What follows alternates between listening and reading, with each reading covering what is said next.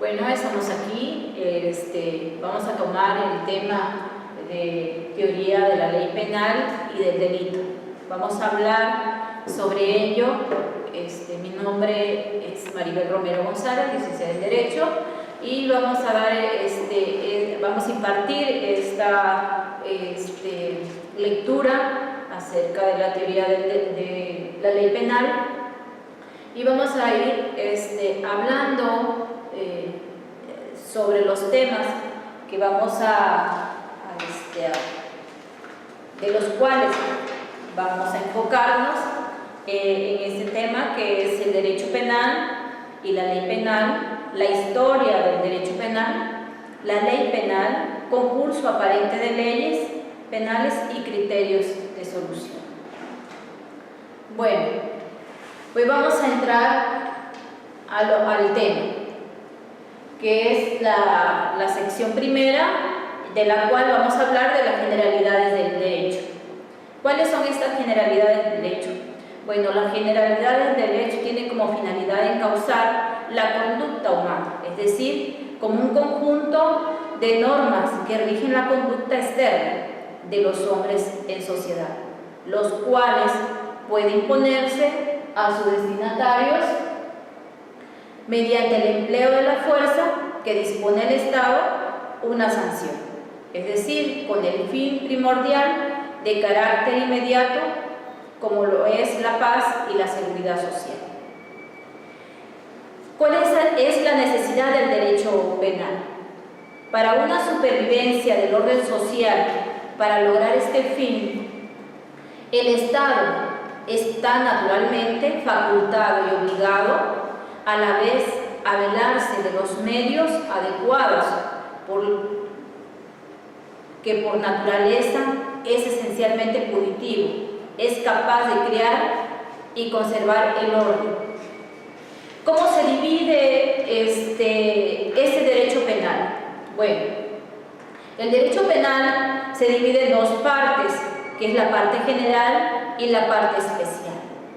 La parte general va a constar de la introducción, teoría de la ley penal, teoría del delito, incluyendo por supuesto el estudio del delincuente, teoría de la pena y de las medidas de seguridad, y la parte especial sobre los delitos en particular, penas y medidas de seguridad aplicables al caso concreto. Bueno, en esta parte de la división del derecho penal, en sí vamos a hablar en particular de la parte general. ¿Qué es el derecho penal? Es la rama del derecho público interno relativo a los delitos, a las penas y a las medidas de seguridad, que tiene por objeto inmediato la creación y conservación del orden social. Es público de normar relaciones entre el Estado y los gobernados. Como dijimos anteriormente, la unidad 1, lo que es el derecho penal y la ley penal. Vamos a abarcar un poquito lo que es la historia del derecho penal. ¿Cómo surge el derecho penal? ¿A qué obedece? ¿Cuáles fueron esas circunstancias por las cuales surgió el derecho penal, o la necesidad de regular el comportamiento humano en sociedad, a fin de controlar las acciones y proteger un grupo social? Es importante tener la idea a lo largo del tiempo de las instituciones y los conceptos, a fin de poseer una visión clara de tales cuestiones y aprovechar así las experiencias pasadas para solucionar los problemas presentes, y no crear error de copiar los preceptos de otros países con culturas diversas. Es decir, que debemos ajustarnos a nuestra cultura para así el poder punitivo pueda ejercer esa parte tan importante de controlar el ámbito social por cuanto hace a la conducta humana. El surgimiento del derecho penal obedece a la necesidad de regular el comportamiento del ser en sociedad, a fin de controlar sus acciones y proteger el grupo social. El crimen nace del ser humano, cuando aún no existía un orden jurídico ni una sociedad organizada. El delito ya se manifestaba en su forma rudimentaria. El ser humano todavía no articulaba palabra, pero ya realizaba conductas que afectaban a otros. Como por ejemplo, aquí vamos a ver cuál es la parte de la historia del derecho penal y cómo se divide esa evolución por cuanto hace al derecho penal. Pues hablamos de esa evolución y hablamos que se divide en tres fases, que es la etapa de la venganza, la fase humanitaria y la fase científica. La fase o etapa de venganza se subdivide en privada, familiar, divina y religiosa. Cuando hablamos de venganza, significa que el hombre, ante una agresión recibida, obtiene satisfacción mediante acto violento. En esta fase cabe distinguir 4 subfases. Ya lo mencionamos, que es la venganza privada, la venganza familiar y la venganza divina, y la venganza pública. ¿Qué significa cada una de ellas? Bueno, vamos a retomar de manera muy concreta cada una de ellas para que así ustedes tengan una noción de cómo es que surge el derecho penal. La privada habla de la venganza privada, también se conoce como la venganza de sangre. Consiste en que el ofendido se hace justicia por propia mano. Es decir, el afectado ocasiona a su defensor un daño al igual que el daño que recibió. Esta fase se identifica como la ley del talión, cuya fórmula es ojo por ojo y diente por diente. Es como que es muy clara el ejemplo. Y la venganza familiar, en este periodo, un familiar, aún antes del surgimiento del concepto familia, del afectado realiza el acto de justicia y causa el daño al ofensor. La venganza divina es el castigo impuesto a quien ocasiona un daño en virtud de creencias divinas, de modo que a veces se entremezclan rituales mágicos, hechiceros. Generalmente el castigo lo imponen los representantes de diversas deidades.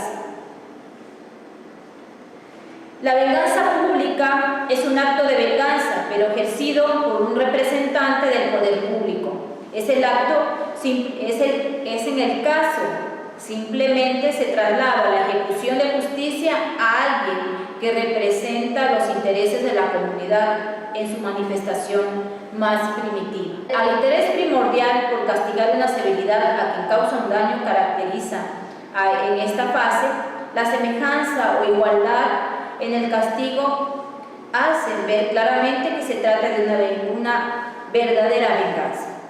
Como por ejemplo el Código de Hammurabi o la Ley de la 12 tabla, el Pentateuco mosaico, se encuentran disposiciones relativas a esta fase. De modo evidente, la Biblia plasma la ley del talión. En el párrafo siguiente dice: si en una riña hombres golpeare a una mujer encinta, haciéndole parir a un niño naciere sin más daño, será multado en la cantidad que el marido de la mujer pida y decidan los jueces. Y de esa manera, por cuanto hace a la venganza pública, había penas que se suscitaban en aquel tiempo, como las penas corporales y las penas capitales. ¿Cuáles eran esas penas corporales que se daban? Pues no eran más que sino accesorias o medios de coerción. Algunos eran la flagelación, los esclavos, golpes de vara, hombres libres, golpes con palos, etc. ¿Y cuáles eran esas penas capitales? Pues la crucifixión. crucifixión, el fuego, la decapitación con hacha, arrojar al condenado a las fieras, entre otras. Y después, posteriormente, viene la etapa humanitaria. ¿A qué se refiere esta etapa?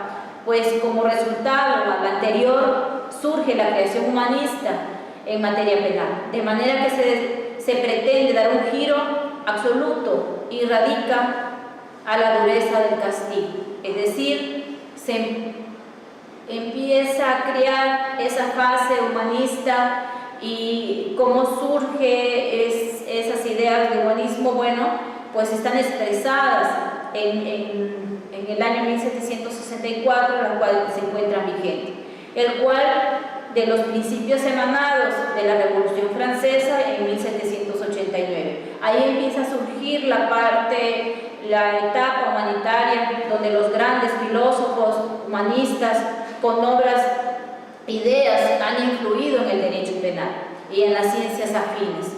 César Beccaria, John Ward, con su valiente y enérgica manifestación a los principios humanitarios, trataron de devolver al hombre el respeto y la dignidad. En su tratado de los delitos y las penas, Beccaria destaca diversos aspectos como los procedimientos arbitrarios, inhumanos, para obtener confesiones.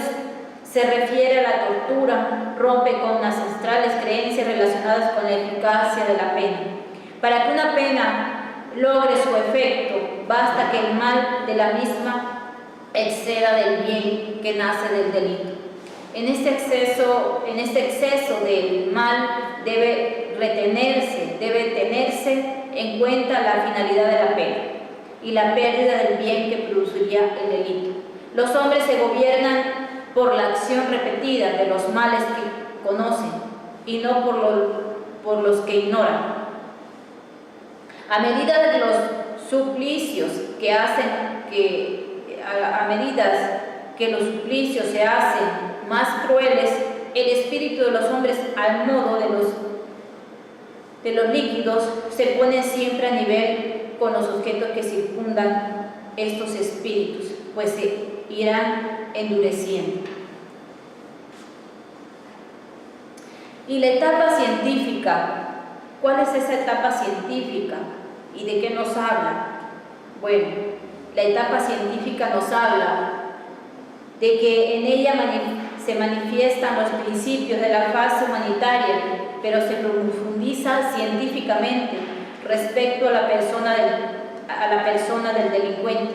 Se piensa que el castigo no basta, por humanizado que sea, sino que además se requiere llevar a cabo un estudio personalizado del sujeto, analizar a la víctima.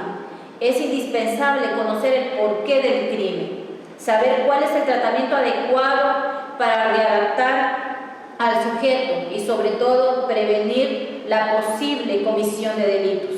En esta etapa se estima que el delito y el sujeto son productos de las fallas sociales, con influencia de factores de índole diversa, tales como la interna y la externa. Es decir, para que se prevea el delito, se debe de realizar un estudio minucioso y científico del por qué el sujeto comete dicho ilícito. Desafortunadamente, pese a los esfuerzos realizados por los estudios interesados en estos aspectos, aún no se ha resuelto el delicado problema que representa la delincuencia.